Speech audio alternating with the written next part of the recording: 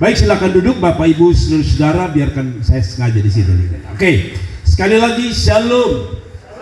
Bapak Ibu seluruh saudara yang diberkati Tuhan, saya memilih tema pagi hari ini adalah mujizat hanya berlaku untuk mereka yang melakukan bagiannya. Sekali lagi tema kita pagi hari ini adalah mujizat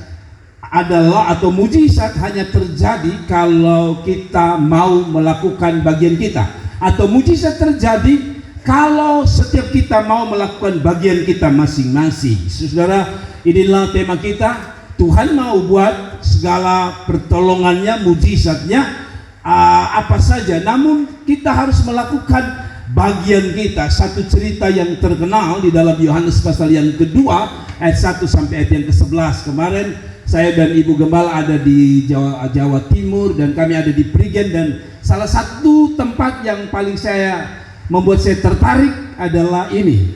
Tempat lokasinya peristiwa mujizat terjadi, air berubah jadi anggur di kota Kana atau di negeri Kana. Dan saya senang karena saya bisa ada di sini. Sayang saya tidak bisa mengeluarkan fotonya.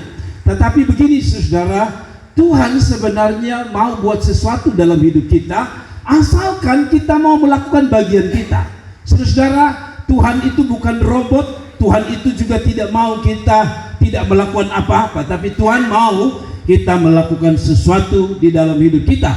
Kalau kita ingin Tuhan melakukan sesuatu, maka kita juga harus melakukan sesuatu.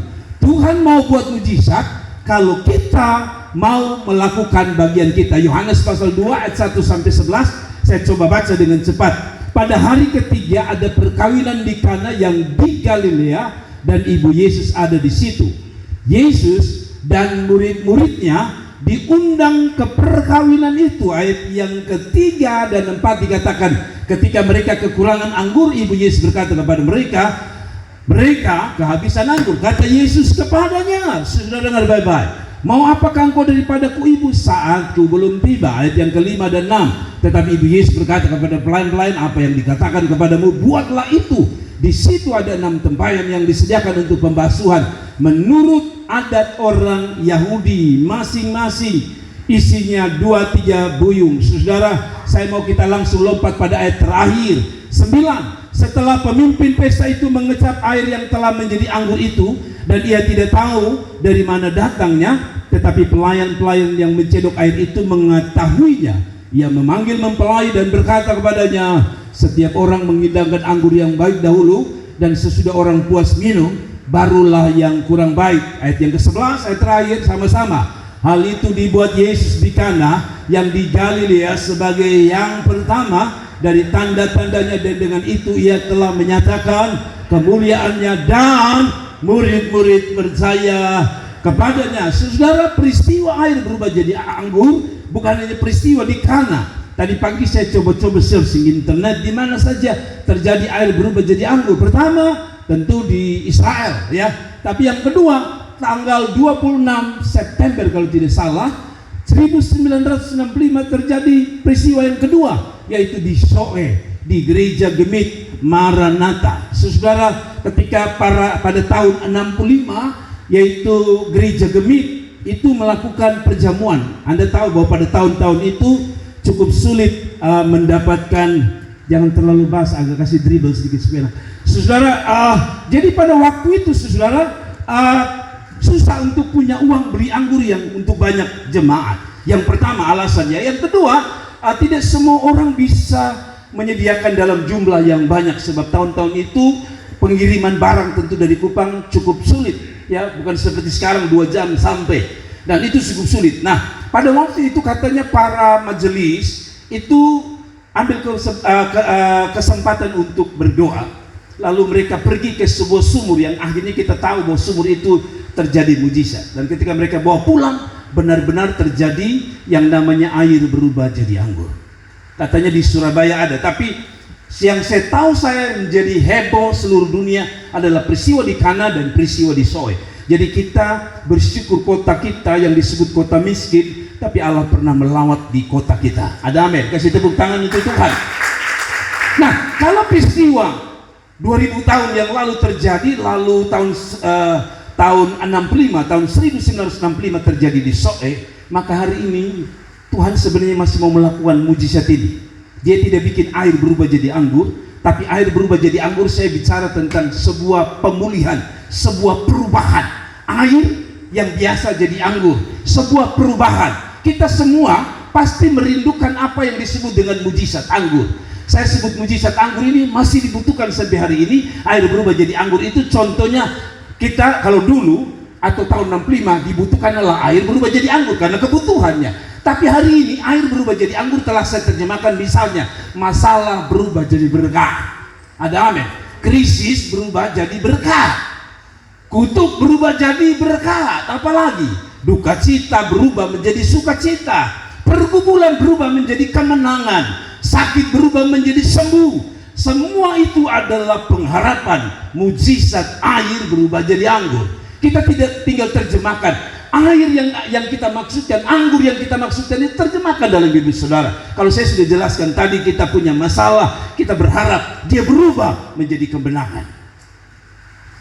Nah, saudaraku yang diberkati Tuhan, ketika saya membaca ini, mengapa ini masih terjadi atau mujizat ini masih kita perlukan, atau lebih tepat, bagaimana supaya ini terjadi juga di dalam hidup kita. Saya percaya peristiwa di Soa itu terjadi ada satu dasar, ada kerinduan, ada percaya, ada keyakinan bahwa Tuhan pasti melakukan sesuatu.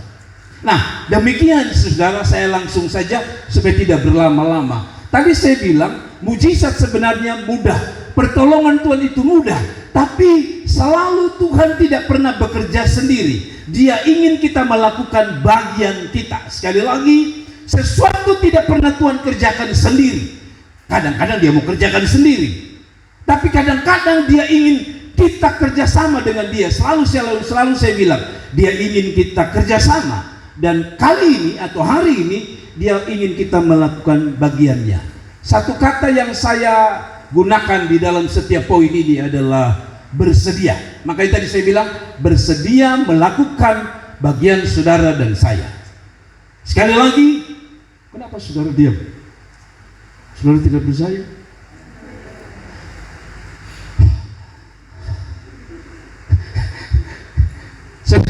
Apa sudah terlalu Bapak, masalah ketung lagi mengerti, jadi ketung lagi conde bisa konsting kemana-mana. Tapi saya lebih suka kalau saudara mengatakan amin, supaya pertama saya tahu saudara mengerti. Yang kedua, kalau saudara katakan amin, itu saya percaya bahwa saudara bukan hanya mengerti, tapi selalu saya bilang saudara mengatakan yes, itu terjadi dalam hidup saya.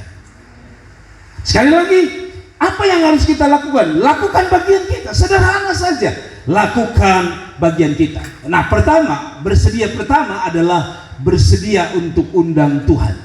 Saudara, pertama-tama untuk air bisa berubah jadi anggur, sederhana, bersedia undang Tuhan. Coba kita lihat ayatnya. Pada hari ketiga ada perkawinan di Kana, yang mana? Di Galilea.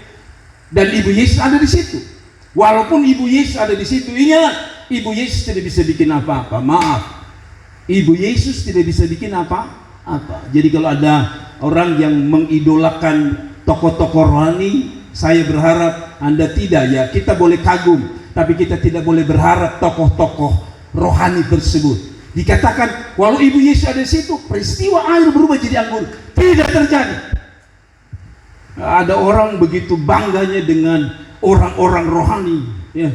Ini pendeta saya ini kalau dia yang doa pasti terjadi. Oh, tidak begitu. Yang buat mujizat adalah Tuhan. Yang menarik ayat yang kedua, saya sengaja kasih besar dua kata di situ, Yesus dan diundang. Saudara lihat itu. Kalau saudara bacakan di situ dikatakan Yesus dan murid-murid diundang juga ke perkawinan itu. Tapi kalau saya kasih kecil, yang saudara baca langsung di yang besar jadi apa? Yesus diundang. Wow, saya suka ayat ini.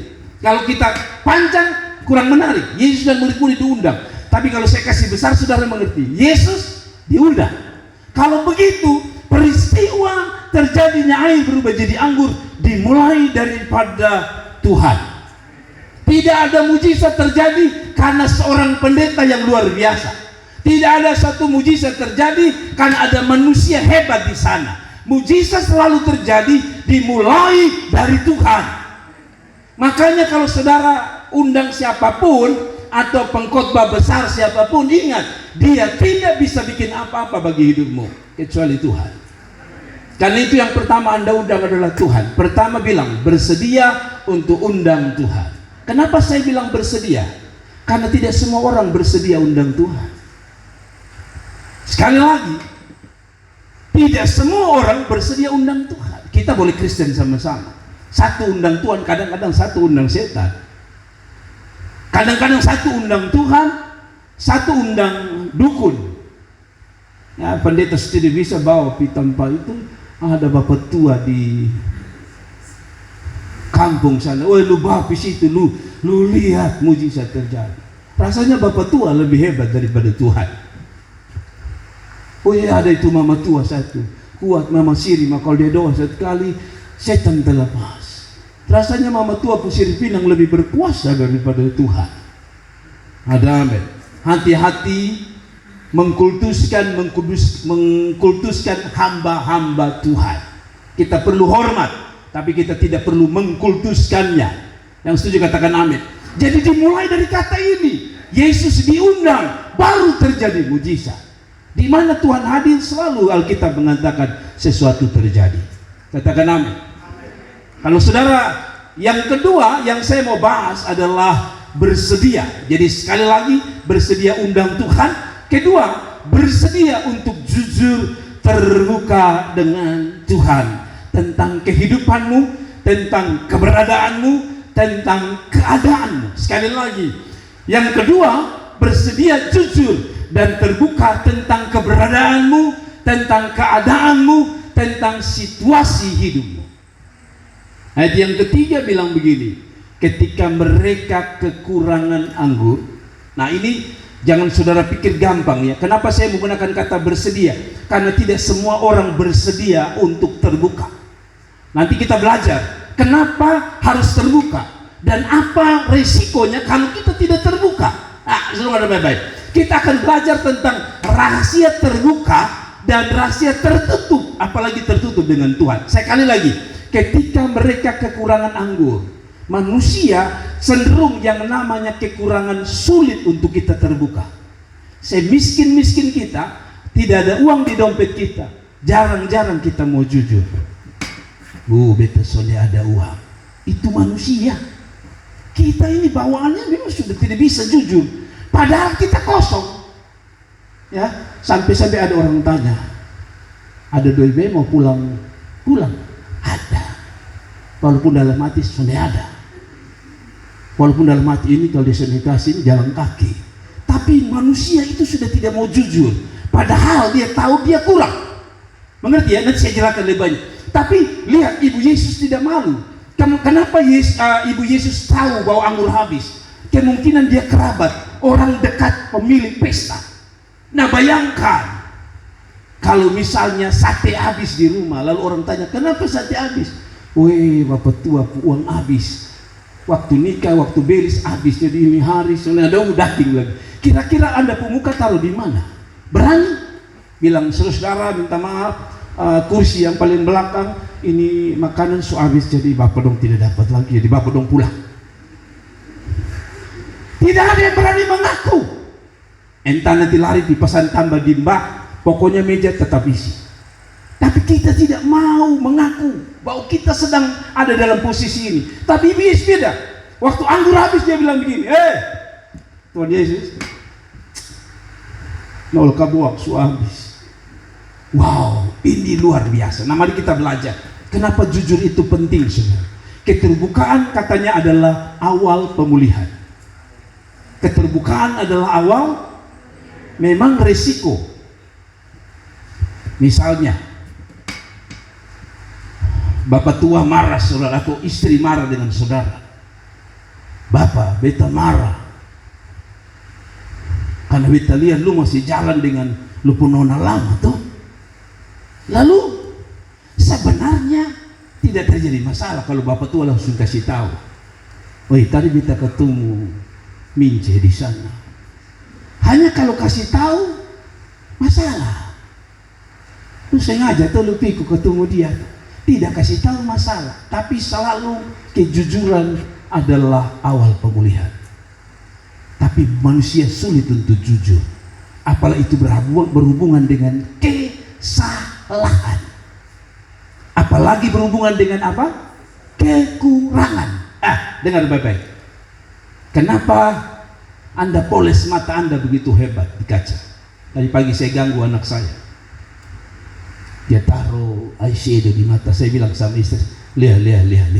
Dia cuma tempel macam-macam di depan mata. Dia tempel terus. Kenapa Anda taruh? Pertama pasti mempercantik diri, sudah jelas itu. Tapi sebenarnya kalau mau diakui, karena ada kekurangan di situ. Mengapa ibu-ibu selalu nonton video yang ini? Kasih apa tuh? Maskara kok buat perkara kok apa? Tapi selalu dikasih garis-garis di hidung sini. Saya nonton di video. Oh pantas. Kenapa kasih di sini? Supaya hidung yang pesek itu kelihatan tinggi. Dikasih di sini, kasih agak hitam, lalu kasih bedak-bedak. Saudara, biar pesek kalau difoto tinggi. Tapi sebenarnya ada nilai di situ apa? Anda tidak suka namanya menunjukkan kekurangan. Betul? Yang namanya kekurangan setiap kita, termasuk saya, kita tidak suka. Ya, kita tidak suka. Kenapa Anda sisir rambut rapi-rapi? Datang ke gereja, ketemu pacar, karena sebenarnya Anda tidak mau kelihatan kekurangan. Kenapa? Biar saudara ada masak tafrui luar biasa, pas pendeta muncul, biar di tanganmu. Karena Anda tidak mau didapati kekurangan. Padahal dengan mengetahui kekurangan dan saya dan saudara, itu kesempatan Tuhan buat sesuatu dalam hidup saudara. Waktu Ibu Yesus berkata, kami kehabisan. Kami bukan hanya kurang, habis. Dia jujur apa adanya. Nah, saya tulis di sini, keterbukaan. Khusus bicara tentang keterbukaan. Banyak orang takut untuk terbuka karena satu gengsi. Semiskin-miskinnya kita, lu jangan bilang dia miskin, lu habis. Betul? Padahal untuk bisa dapat bantuan dari pemerintah sederhana, Anda harus mengakui Anda miskin. Oh, tidak ada bilang kata amin. Tapi pas Raskin bagi, kita pergi semua. Saudara pernah ngerti di sini ya? Keterbukaan itu sebenarnya sesuatu yang sederhana, tapi tidak gampang dilakukan. Betul tidak? Kalau saudara tahu, katanya rombengan itu kelas 2. Kelas 1 itu kalau lu beli di Lipo, lu beli di tempat-tempat mahal. Kenapa Anda beli rombengan malu-malu? Pas orang lewat sudah bilang, aduh, tutup beta. Kenapa Anda bilang? Karena Anda tidak mau mengakui kekurangan. Tapi nanti pas Anda pakai, orang tidak tahu beli di mana nih. Kalau lihat dari harga, selalu lihat dari bahan, selalu tahu. Padahal yang tahu bahwa itu rombengan. Tapi kenapa Anda bilang tutup di mana? Dia datang. Karena kita tidak suka dengan menunjukkan kekurangan kita. Betul? Itu manusiawi sekali. Banyak orang takut karena gengsi. Sebenarnya orang mau bantu, makanya saudara bilang, jangan perlu. Walaupun dalam hati, lu tahu saya tanya, lalu mau bantu saja. Tapi untuk mengakui bahwa kita kurang itu, benar, setiap manusia kita punya gengsi. Betul? Nah, dalam ini Tuhan bekerja luar biasa. Karena Ibu Yesus tidak gengsi. Dia bilang memang kita sudah kurang. Saudara, betapa banyaknya orang mengalami masalah karena tidak berani untuk terbuka. Ada amin. Tidak berani terbuka. Memang terbuka itu beresiko, tapi menurut saya terbuka lebih penting. Nah, kedua, takut. Saya kasih contoh yang paling gampang ya. Saya sudah layani satu keluarga yang pada akhirnya meninggal dunia. Dimulai dari satu kata, sudah mulai lihat tanda-tanda kanker. Pertama, takut orang tahu. Kedua, takut mati. Ketiga, takut hadapi kemoterapi, kan begitu kan? Lalu kita simpan. Jangankan dengan keluarga, dengan dokter pun kita tidak terbuka. Setelah saya pelajari beberapa orang, stadium akhir baru kita terbuka. Maaf, mungkin setelah kita lihat ada tanda-tanda yang makin parah, baru kita datang pada dokter. Dan selalu dokter bilang, kenapa tidak terbuka dari awal mama? Lihat, mungkin setelah dokter tahu tidak langsung sembuh, atau mungkin juga sakitnya juga tidak pulih. Tapi minimal kalau dokter sudah tahu dari awal, dia bisa bikin sedikit lebih panjang hidupmu daripada sebelum engkau tidak terbuka tadi. Mengerti ya? Rupanya terbuka ini bukannya dari sisi rohani, dari sisi jasmani Anda tidak terbuka, maka Anda yang menanggung akibatnya. Tidak terbuka dengan dokter saja stadium akhir, apalagi kalau Anda tidak terbuka dengan Tuhan. Bukan stadium akhir lagi, tunggu vonis dari Tuhan. Mengerti ya? Saya tidak sedang menyalahkan mereka, tentu mereka punya privasi yang tidak bisa diganggu.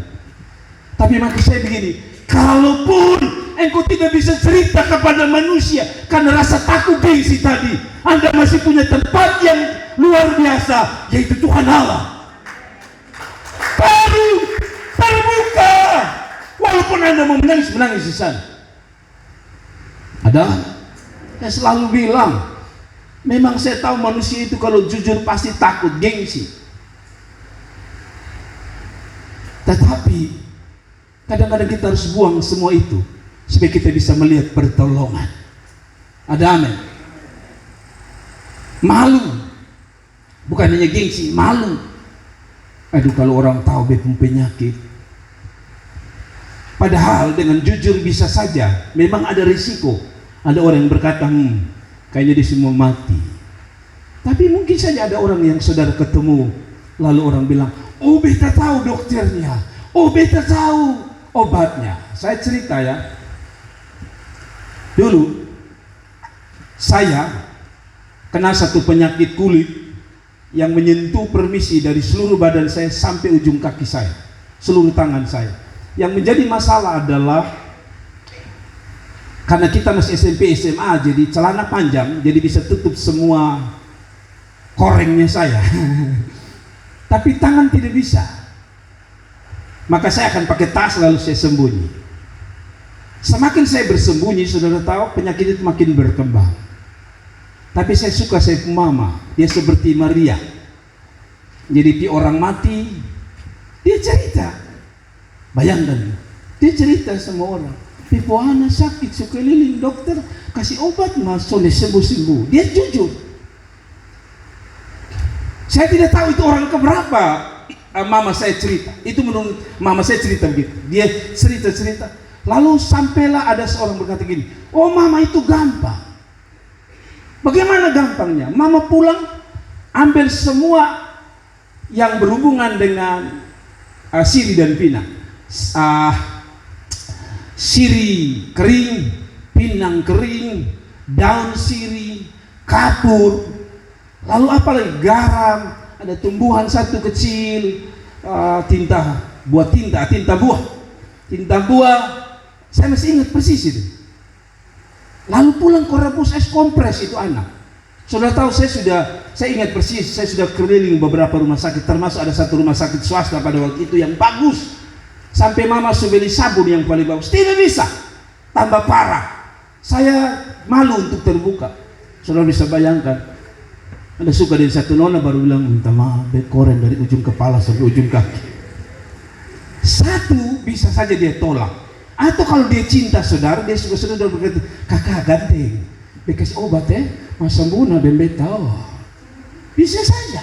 Tapi karena kita malu, penyakit itu makin menjalar. Sampai mama saya terbuka dan akhirnya dia bikin. Dan saudara tahu, waktu habis kompres saya lihat dengan biji mata kepala. Orang Kupang bilang itu apa? Kayak mau bilang koreng, jamur, saya juga bingung.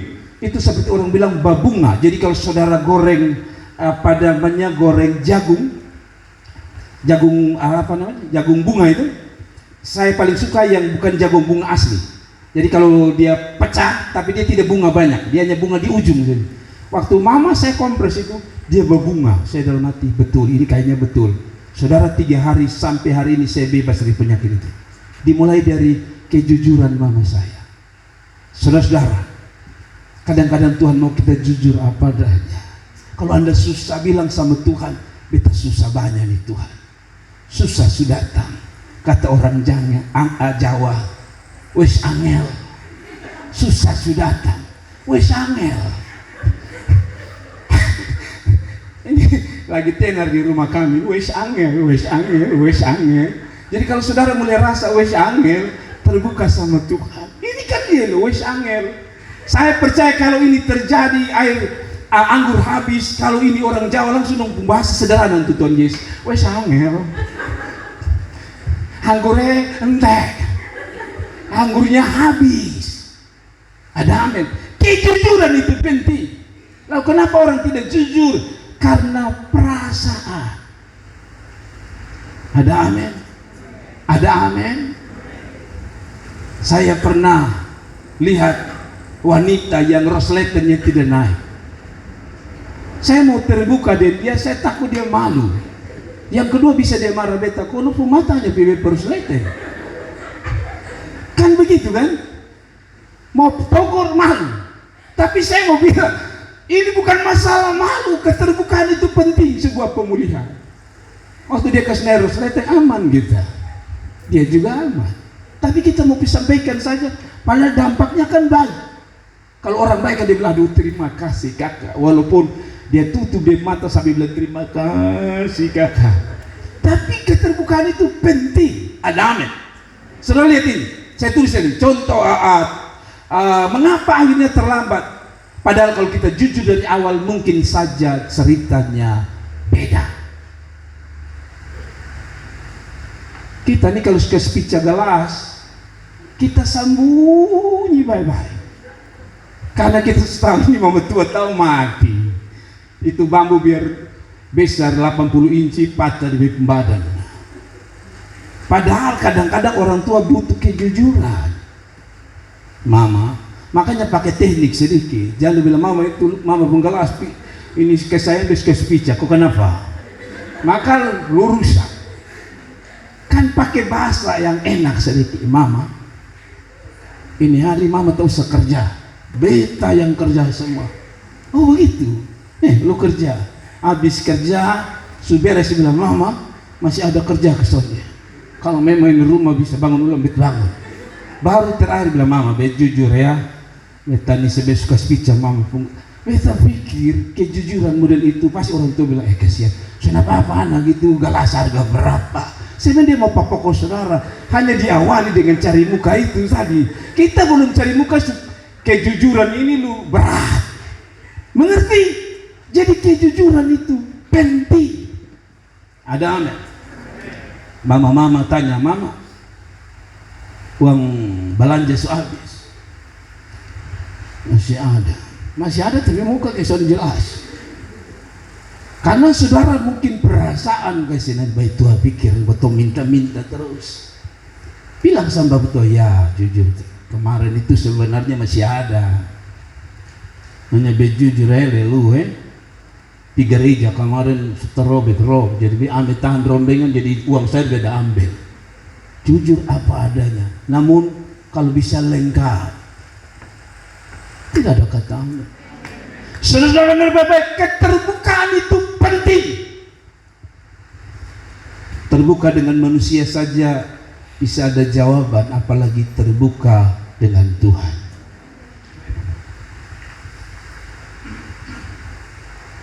Yang ketiga, bersedia lagi. Bersedia untuk menunggu. Setiap orang ingin Tuhan berbuat sesuatu dalam hidupnya. Tapi bukan hanya bersedia tadi undang Tuhan, bersedia untuk terbuka bahwa kita sedang ada dalam posisi dan punya persoalan. Tapi yang ketiga, bersedia menunggu. Nah ini yang banyak kali orang juga ada yang bersedia, ada yang tidak bersedia. Ayat yang ketiga, sudah lihat ini. Kata Yesus kepadanya, maukah engkau, mau apakah engkau daripadaku ibu? Kalau saya tanya, Anda sebagai ibu Yesus pada waktu itu, mau apa ibu Yesus? Kami buang anggur semua habis. kasih anggur, kan begitu. Tapi walaupun Tuhan tahu dia punya kemauan, ada satu kata lanjutan, saatku belum tiba. Ada kemauan, kalau bisa air berubah jadi anggur, atau ada anggur supaya tidak tempayan-tempayan itu kosong. Ada rasa mau, ada kerinduan untuk mendapatkan itu. Tapi ingat, kita tidak boleh lewat dari satu jalur ini, yaitu menunggu. Setiap kita ini mau instan. Mie saja sih namanya mie instan. Tapi kalau bisa kita mau lebih cepat dari mie instan. Contoh, itu mie instan itu katanya hanya taruh air panas Anda bisa makan. Tapi kalau Anda dalam keadaan lapar, itu katanya kan beberapa petunjuk, tunggu beberapa menit. Tapi ini tuntutan ini, kampung tengah ini, biar setengah mata angka sudah mama angka biar ayah itu semua bisa makan. Tapi waktu Anda makan, bukan hanya mie yang bangka, lu pun peruju bangka. Mengerti? Menunggu itu penting. Dia bilang tunggu sampai waktuku tiba. Tapi kita tidak suka dengan menunggu. Padahal setiap hidup ini adalah proses menunggu. Masak menunggu tidak? Menunggu. Kemarin kami kerja bakti untuk masak. Ada sup, ada daging babi, ada daging ayam. Saya ini kan bukan seorang ibu yang sabar menunggu.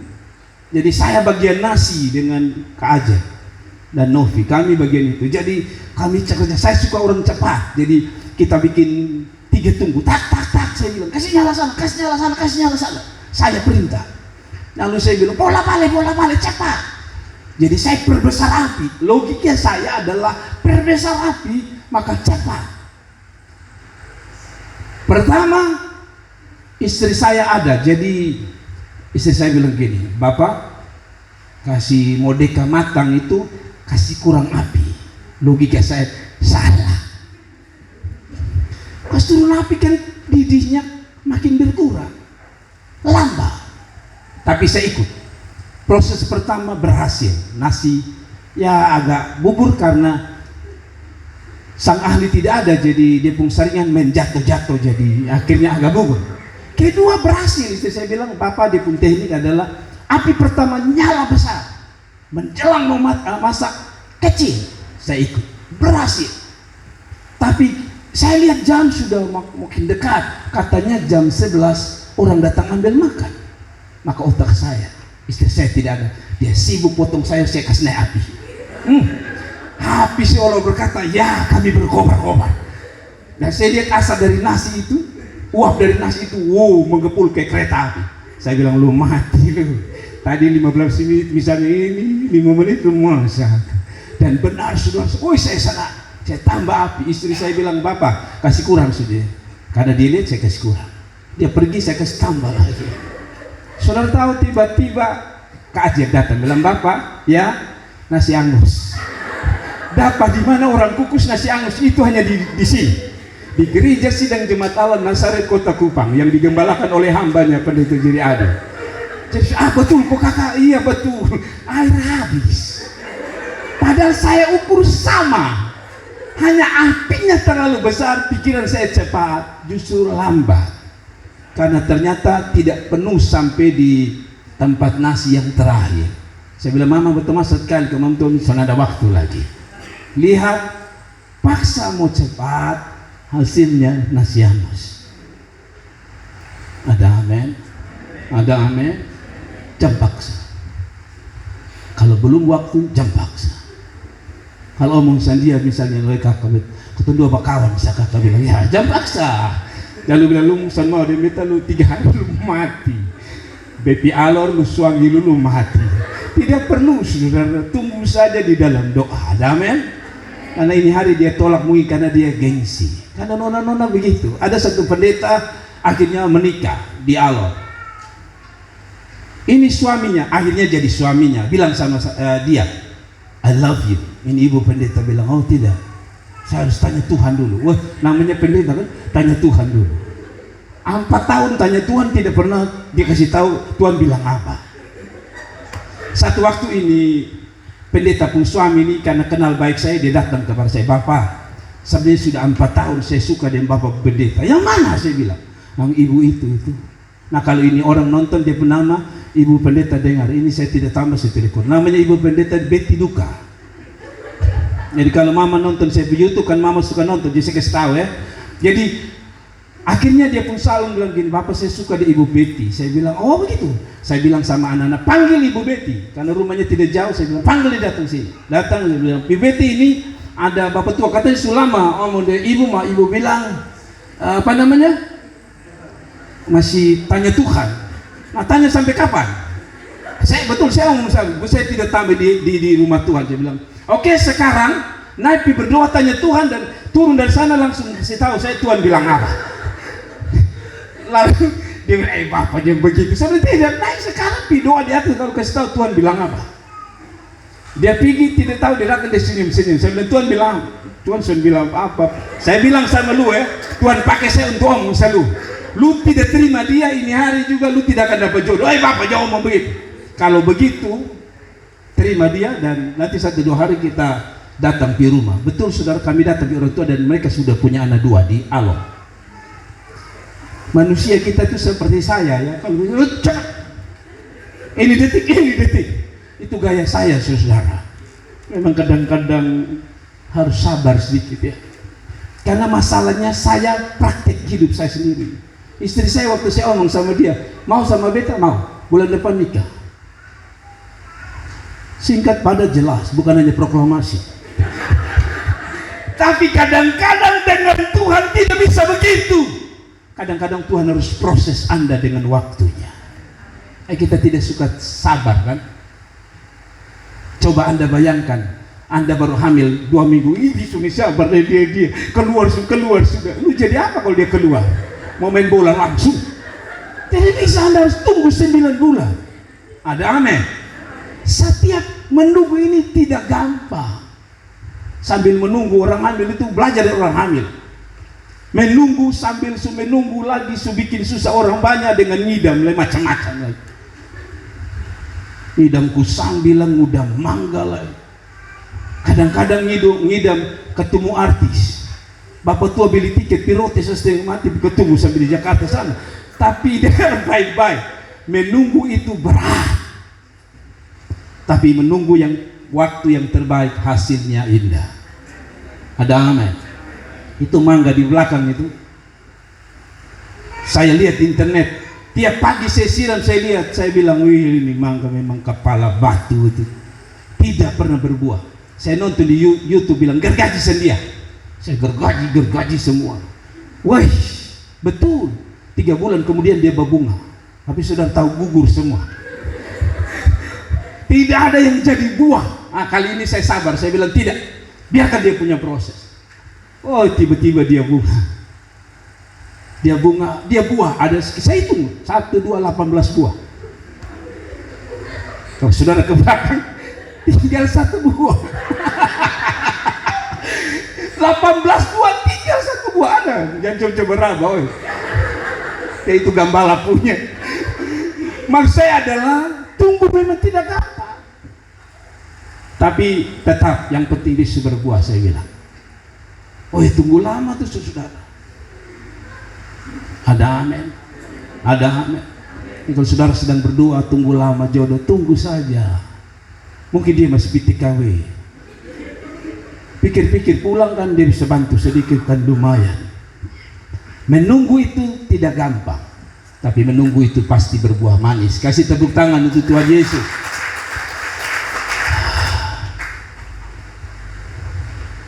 Saya tulis di sini begini saudara.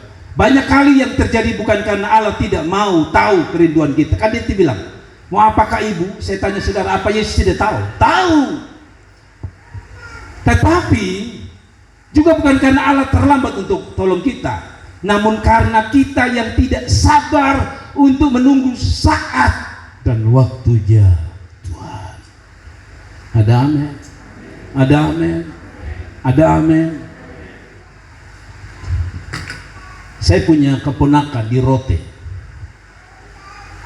Setelah istri pertama tidak ada, atau setelah dia berdoa lama maksudnya, tunggu pacaran di nona rote di Loles itu sekampung tidak jadi. Tunggu. Satu waktu ada peristiwa orang kumpul 2 perempuan di desa. Kepala desa panggil. Ada 2 wanita terdampar di laut. Dibawa ke situ. Lalu ditanya, dari mana? Kami naik perahu, kan naik apakah? Lalu entah bagaimana gelombang hantam. Lalu mereka terdampar. Lalu kepala desa tanya, mau pulang kampung kita kasih pulang atau mau tinggal di Rote? Tinggal di Rote. Kalau ditinggal di Rote, mau kawin kok? Mau. Maka panggillah semua orang desa. Siapa yang mau nikah? Dari 2 orang yang terdampar, ambil. Saya pun saudara namanya Sias. Dia maju, dia bilang yang mana? Dia pilih satu. Saudara kalau tunggu terlalu lama, Tuhan bisa pakai banjir kiri. Ada amin. Jadi kalau mulai banjir, bilang Tuhan dia sebelah mana Tuhan? Saya pikir tunggu itu tidak gampang, tapi Tuhan bisa pakai cara. Banjir kirim. Asal jangan banjir bandang saja, dia kirim juga hancur semua itu. Tapi maksud saya adalah lihat orang tunggu itu tidak sia-sia. Ada amin. Apalagi tunggu di kaki Tuhan, tidak ada yang sia-sia. Tunggu di banjir saja dapat kok. Apalagi tunggu di kaki Tuhan. Bukankah menunggu itu ada dalam firman Allah? Pengkhotbah bilang apa?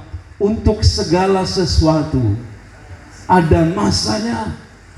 Untuk apapun, di bawah langit ada waktunya. Artinya apa? Semua ini ada proses menunggu. Ada waktu untuk lahir, ada waktu untuk apa? Meninggal. Jadi tunggu kapan Anda mati, jangan buru-buru mati. Kan ada orang belum tunggu mati, dia semua mati. Laki baru marah bilang, lebih baik mati ya. Ada tahu selalu omong bilang lebih baik mati, nanti lu mati juga. Saya takutnya pas lu mau mati baru lu menangis minta umur panjang, terlambat. Tapi maksudnya semua ada waktunya. Ada waktu untuk apa? Dia bilang, ada waktu untuk apa? Menanam. Ada waktu untuk mencabut. Apa maksudnya? Saudara bilang, ya, pas Mama Gembala ajak saya kemarin tanam bunga di gereja. 3 tahun kemudian saya cabut, karena kita bilang ada waktu menanam, ada waktu cabut. Tidak. Ini kalau saudara lihat ubi kayu itu, ada waktu saudara tanam. Tadi ada waktu saudara cabut. Tadi tanam, dia pun steak sedikit batang, betul? Waktu cabut, sudah bisa dijadikan ubi goreng, kolak dan sebagainya. Dimulai dari tanam, nanti tunggu ada waktu jadi ubi, betul? Ini kita baru tanam ini hari, bilang coba cek ubi ada kok belum? Itu felai namanya, ya kan? Lu baru tanam jagung lalu coba lihat sebuah bunga berapa banyak, tidak bisa tunggu. Lalu dia bilang apa lagi? Ada waktu untuk mencari, ada waktu untuk membiarkan rugi. Hidup ini sukses katanya juga salah satunya kunci adalah menunggu. Ini hari kelihatan, wih, Bapak Pendeta ini hari ikan semua laku. Besok saya bilang, aduh Bapak ya, jual murah juga orang soalnya beli. Tapi semua tunggu, karena kesuksesan juga bicara tentang menunggu waktu yang tepat. Ada amin. Ada amin. Ada salah satu jemaat kita yang bilang, Bapak percetakan sepi. Saya bilang tunggu, tak usah buru-buru. Dia bilang, Bapak mungkin kita beralih usaha lain. Saya bilang tunggu. Saya kasih logika, pasti nanti ada yang cetak di Bapak pun percetakan. Lalu saya tiba-tiba dapat ide. Bapak ingat apa namanya, pemilu 2024. Bapak lihat 2024 itu pemilihan serentak. Kalau pemilihan serentak, dia bilang, Bapak masalahnya percetakan ini, yang sana itu punya alat makin canggih. Saya bilang tenang, 2024 itu saya kasih logika, semua akan pemilihan serentak. Nah itu berarti kalau ada satu perusahaan pun percetakan bagus dengan mesin bagus pun dia tidak kuat layani. Kalau dia tidak kuat layani, maka percetakan kecil kayak Bapak pun kemungkinan dipakai. Sebab hari-hari ini saja RT juga pakai kasih naik foto, pilih saya. Ini Novi dia mau pilih RT nanti. Saya bilang, Novi ingat, pilih RT. Kalau dia mau pilih lu, bilang tidak. Saya mau pulang Kupang. Tapi maksud saya adalah ada waktu semuanya. Ada amin. Ada waktu apa lagi sih katakan? Ada waktu untuk menyimpan, ada waktu untuk membuang. Semua ada waktu untuk merobek, ada waktu untuk jahit. Tapi ini tidak berarti Anda ambil baju baru, Anda robek lalu jahit lagi, tidak. Semua ini bicara bahwa ada perubahan di dalam setiap waktu menunggu. Sekali lagi, salah satu akan terjadi pada saat Anda belajar untuk menunggu. Ada waktu untuk berdiam, ada waktu untuk bicara. Kenapa kadang-kadang kita ribut? Karena ada waktu diam kita bicara. Dan ada waktu bicara kita diam. Saya ini manusia yang paling tidak sabar kalau anak-anak saya tanya, dari mana? Saya paling marah. Kan itu saat dia bicara, tapi dia diam.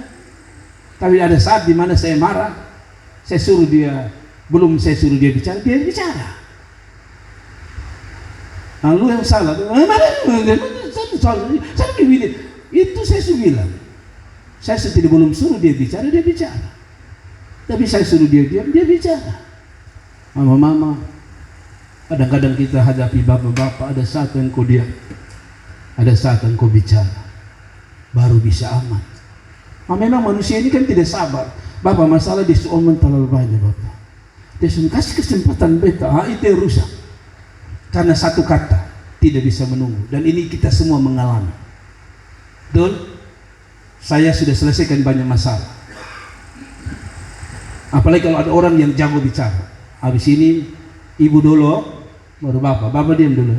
Nah, bapak beromong, ibu sudah, itu omong tersalah.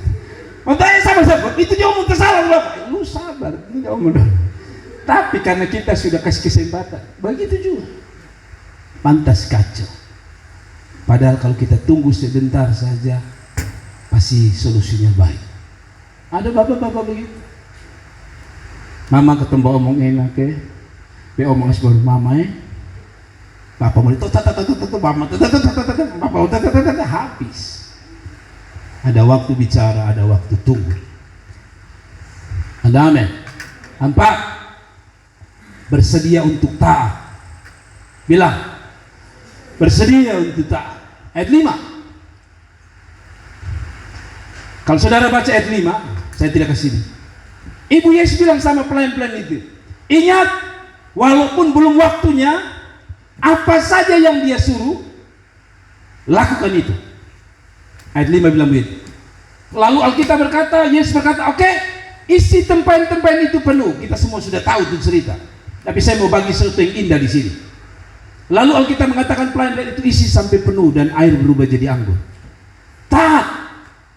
Bersedia untuk taat.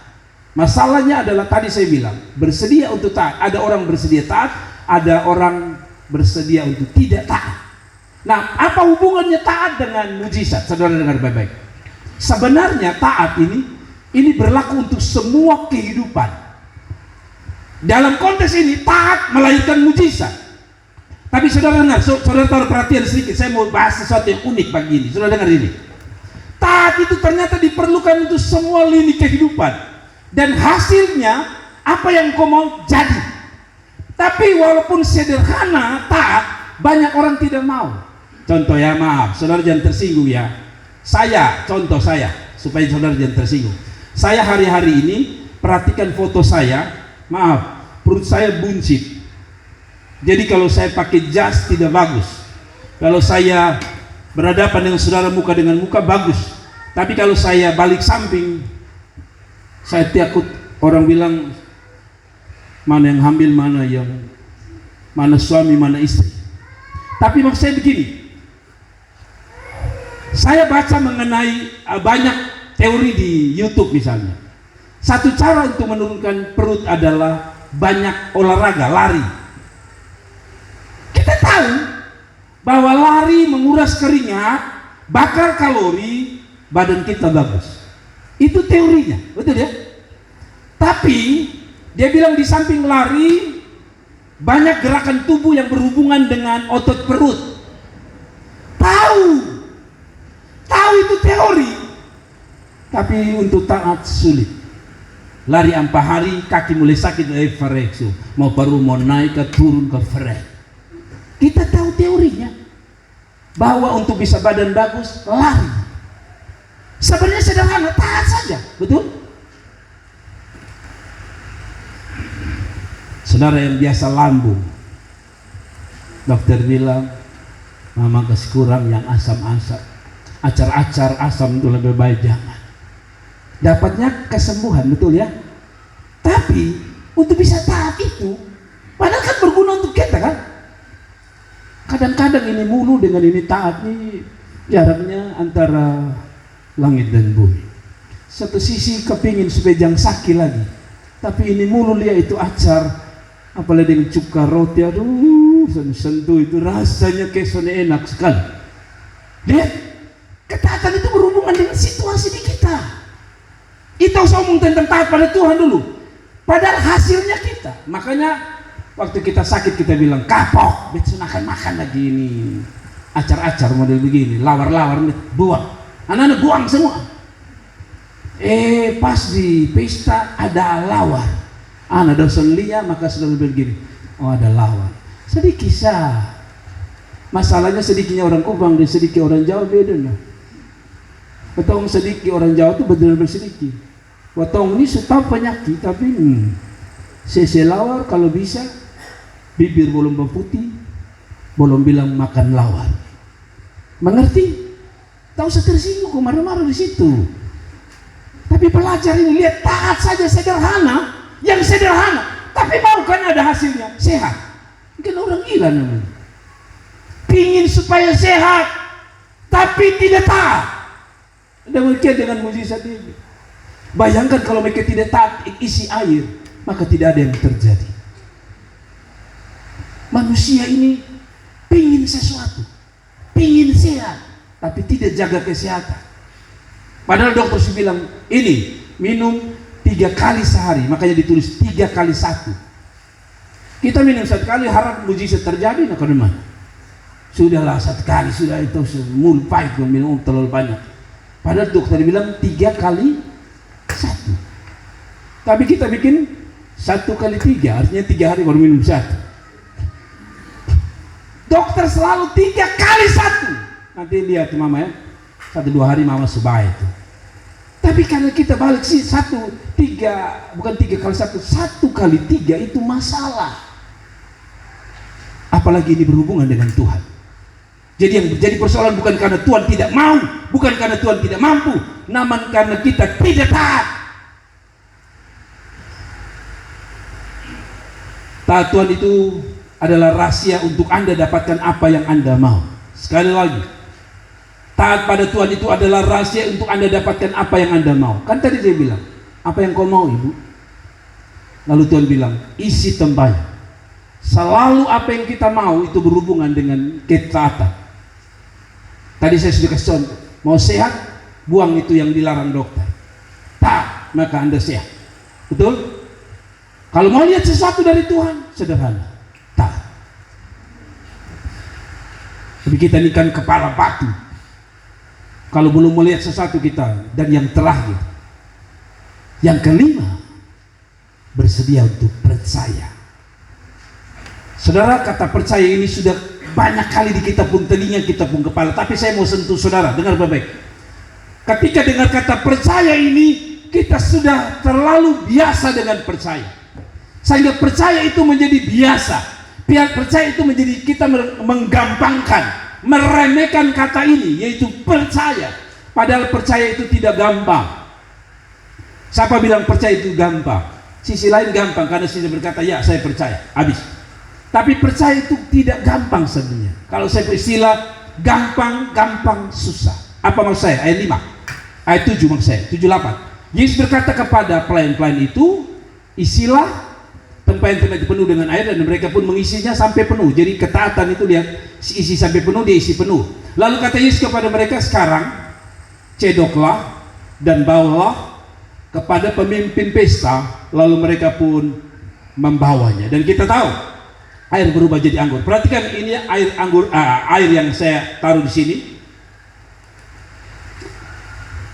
Perhatikan ini isinya apa? Isinya air.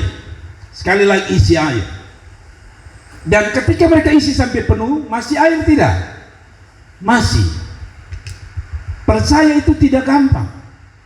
Apalagi mempercayai sesuatu yang tidak masuk akal. Ini tidak gampang. Dengar baik-baik. Mempercaya itu memang tidak gampang. Apalagi mempercayai sesuatu yang tidak masuk akal. Ini air kan? Ini air kan?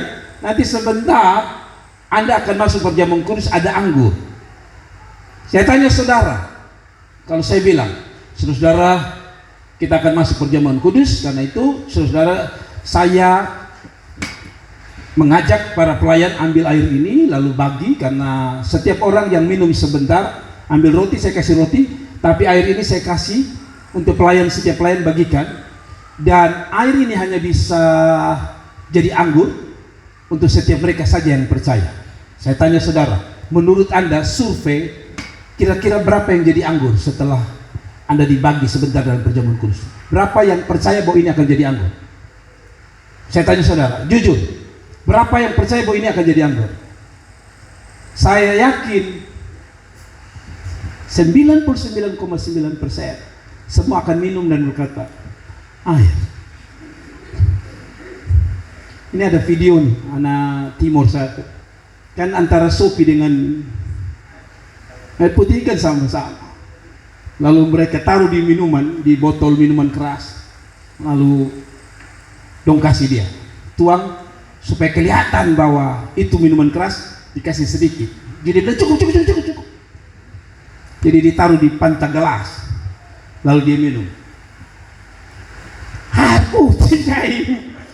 Itu video bro. Air putih saya ini mah. Maksud saya adalah dia sendiri tidak bisa mempercayai. Waktu dia minum dia percaya itu Sopi. Tapi waktu dia rasa ini air putih saja ini mah. Nah demikian. Ini tidak gampang. Mempercayai ini berubah jadi anggur ini tidak gampang. Saudara, saya kenapa saya kasih contoh itu begini. Waktu Yesus bikin jadi air jadi anggur, dia tidak langsung jadi anggur. Betul? Yang isi air kan tahu ini air. Yang lucu ayat 8 berkata, lalu Yesus berkata kepadanya, sekarang cedok bawalah kepada apa? Pemimpin pesta. Tahu ini air. Berani tidak Pak Yos? Saya bilang, ini sebentar layani, saya tidak pakai anggur. Saya tuang ini semua di gelas perjamuan. Lalu Pak Yos bilang, saya percaya. Ibu Novi anggur. Pas air, pasti dia tanya, Bapak Yos, Bapak tua kasih air kok anggur? Mujizat itu tidak gampang. Percaya itu tidak gampang. Apalagi sesuatu yang sulit kita percaya. Tahu soal mujizat lah. Kenapa tidak terjadi? Karena memang manusia sulit percaya. Tak usah yang susah-susah. Iklan saja. Anda percaya iklan? Tidak tahu. Anda percaya iklan? Saya sudah banyak belajar di toko-toko online. Tulis bagus, laptop dengan spesifikasi RAM 8, SSD 512. Datang RAM 8. Katanya slim itu artinya tipis. Saudara-saudara tahu, datang laptop tabal. SSD berapa? 128.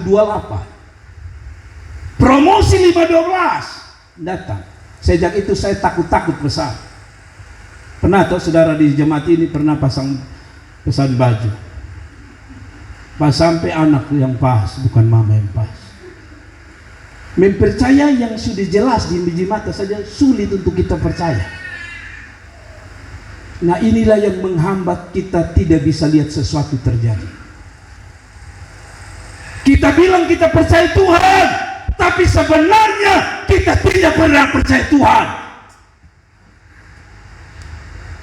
Dengar baik-baik. Kita dengar tentang iman, percaya, tapi itu teori untuk kita percaya. Bahkan kadang-kadang kita sinis dengan firman Allah. Kita seolah-olah menganggap ini kebohongan. Bukan! Anda yang tidak bisa percaya pada Tuhan. Apalagi kalau sudah dengar firman Tuhan yang sama, kita bilang, sudah dengar itu bisa percaya. Ini bukan masalah dengar atau tidak, Anda percaya atau tidak. Itu yang membuat Tuhan mau melakukan sesuatu dalam hidup saudara. Kalau hanya dengar-dengar saja, buat apa dengar? Tuhan tidak perlu 1000 kali Anda dengar. Tapi kalau Anda tidak percaya, tidak ada sesuatu yang terjadi. Kita kadang-kadang dengar, sudah tidak percaya lagi, tolak lagi. Tapi dengar ini hamba-hamba tidak, mereka percaya. Walaupun saya bawa air, tapi yang ngomong adalah Tuhan, dia pasti jadi anggur. Kita memang secara logika, mana mungkin Tuhan bisa mengubah orang itu. Itu logika. Tapi percaya artinya, oke, logika saya bilang dia tidak bisa berubah, tapi iman saya akan berkata dia bisa. Dimulai dari satu kata apa? Percaya.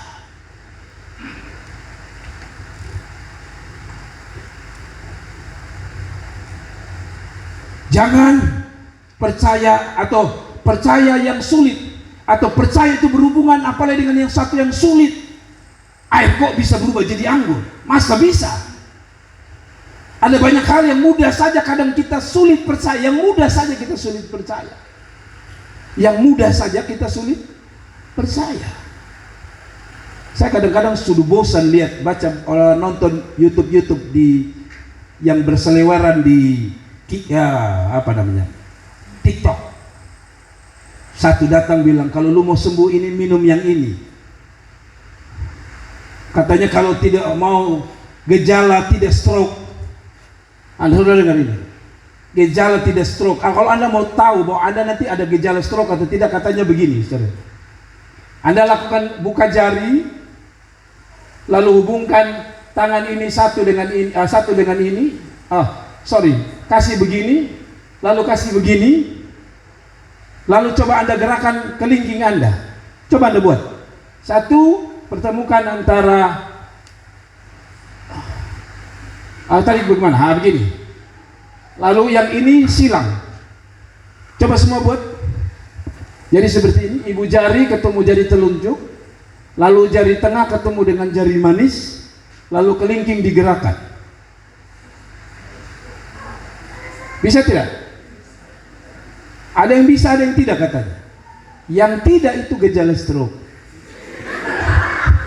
Itu kata video. Tapi saya tidak percaya. Mungkin kalau saya tidak percaya. Saya tanya saudara, ada yang tadi tidak ada yang tidak bergerak? Aduh darah Yesus. Ternyata beta jangan gejala stroke. Sebenarnya bukan karena Anda bisa gerakan ini atau tidak, tapi karena Anda sudah percaya bahwa kalau tidak bisa gerakan ini pasti saya stroke. Saudara lihat, permainan psikologi saja bisa membuktikan bahwa percaya dan tidak percaya itu punya dampak. Itu tidak ada setan. Tapi kalau Anda percaya dalam kegelapan ada setan, kenapa kita selalu berkata gelap itu setan, terang itu Tuhan? Karena kita sudah mempercayai gelap itu setan. Di kamar mandi kalau gelap, lampu mati langsung, aduh, ada setan di situ. Pohon pisang yang sama. Karena sudah tahu di pohon pisang, dia bilang bapak tua kadang-kadang yang mati, tetangga dia biasa duduk di situ. Dia kenapa di situ? Tapi karena kita percaya, orang pun cerita itu biar daun pisang, karena daun pisang ketemu kadang-kadang dia pun kering-kering kena lampu. Lalu ada gelap, bilang betul-betul itu bayi topung ini saledang itu. Padahal deka-deka itu batang pisang yang hampir mati. Hanya karena kita percaya, ada cerita itu, semua kita percaya. Saya tanya saudara, apakah semua yang Anda percaya itu terjadi? Misalnya begini, di Oiba itu katanya, di air Oiba itu katanya kadang-kadang ada orang lewat-lewat situ, setan maksud. Kalau saudara masuk dari depan Yamaha itu katanya di tikungan itu ada bapak tua satu mati, dia pun verban keliling ada duduk di atas batu. Saudara masuk dari Yonium katanya ada bayi satu rumah di situ juga mati. Nah, kalau saudara rumah kayak saya di Pasar Roda, lu lewat mana? Tapi kan kita percaya walaupun kita tidak lihat. Rasanya iya betul itu ada dudusan. Tak usah lihat. Padahal Anda sendiri kalau ditanya lihat, memang sendiri makin perasaan dia ada. Bukan perasaan, karena Anda sudah mempercayai kata orang itu. Kalau Anda bisa percaya itu, kenapa Anda tidak percaya Tuhan? Saya tanya saudara, apakah di kuburan itu semua hantu akan keluar? Tapi kita sudah identik kuburan itu hantu. Ini Mama Mia, ini rumah di belakang langsung kuburan. Lalu kami pipesa itu ada kami pun keluarga satu. Dong rumah begini, pas kubur. Nah kalau memang setan, dong selama pindah transmigrasi. Tapi belum ada begoyang berdisko di situ. Tapi kita yang tidak rumah di situ, karena bilang malam-malam itu setan. Saya sudah pernah coba pulang pelayanan jam 12 lewat stadion. Tidak ada, bahkan saya Bapak juga tidak keluar. Si Bapak kubur situ. Tidak ada yang keluar bilang, "Woi, sentakan kau." Tidak ada. Tapi kita yakin kuburan itu ada orang mati. Ada. Kita terlalu terpatri percaya bahwa kalau kubur itu biar lu bikin bagus-bagus, tiba-tiba lubang, itu berarti setan ada panggil-panggil selu. Makanya saudara-saudara kalau lihat lubang saudara bilang, "Permisi Mama." Kan Anda percaya kalau tidak minta permisi, lu jatuh nanti. Jalan-jalan tidak jatuh dalam kubur. Makanya minta permisi. Kan? Orang Kupang ini bisa percaya itu, tapi sayang perkataan Tuhan dia tidak percaya. Sudah, saya mau selesai. Tapi maksud saya begini, percaya itu tidak gampang. Tapi kalau Anda bisa percaya, sesuatu akan Tuhan kerjakan. Dengar, percaya itu tidak gampang.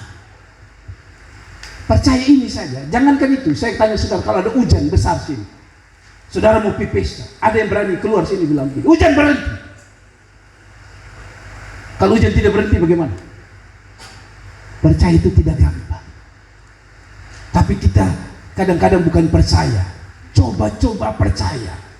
Contoh, kalau ada hujan kita mau pipis dan Tuhan, saya percaya Tuhan tahulah ini bos nikah, kalau saya pisan enak Tuhan, saya minta dalam nama Yesus berhenti.